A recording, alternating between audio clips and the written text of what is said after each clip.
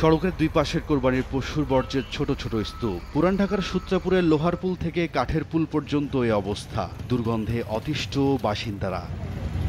সূত্রাপুরের বাসিন্দারা বলছেন অন্যবার ঈদের দিনই পরিষ্কার হয়ে যায় এই রাস্তা, তবে এবার উল্টো চিত্র।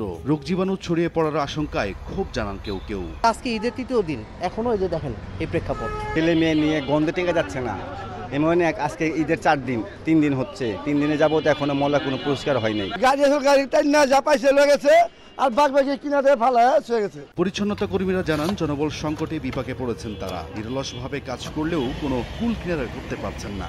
অনেক মানুষ সারাই করে দিচ্ছে সরকারে, সেই কারণে মানুষ কম দেখে আমাদের ওয়াটা এখনো পড়ে রয়েছে। ঈদের আগের দিন থেকে আমরা গরুর হাটের বাস উড়াইলাম, মাটি টানলাম, এরপরে বর্জ্য পরিষ্কার করলাম, এখন আবার বালু টানতেছি। যদিও শতভাগ বর্জ্য অপসারণের দাবি ঢাকা দক্ষিণ সিটি কর্পোরেশনের। সোমবার বিকেলে নগর ভবনের পরিবর্তে রাজধানীর ওয়াসা ভবনে সংবাদ সম্মেলন করে সিটি কর্তৃপক্ষ। প্রশাসক জানান ঈদের তৃতীয় দিন দুপুর পর্যন্ত ৩১,২২৬ মেট্রিক টন বর্জ্য অপসারণ করা হয়েছে, যা লক্ষ্যমাত্রার চেয়ে বেশি। তৃতীয় দিনের 2:45 পর্যন্ত আমরা প্রায় ৩১,২২৬ মেট্রিক টন বর্জ্য অপসারণ করেছি। 8টি হাটের যে বর্জ্য সেগুলো আমরা অপসারণ করেছি।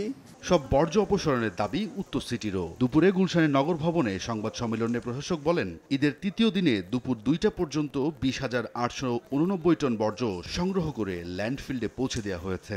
আমরা এস্টিমেট করেছিলাম এবার প্রায় 20,000 টন ময়লা প্রডিউস করা হবে।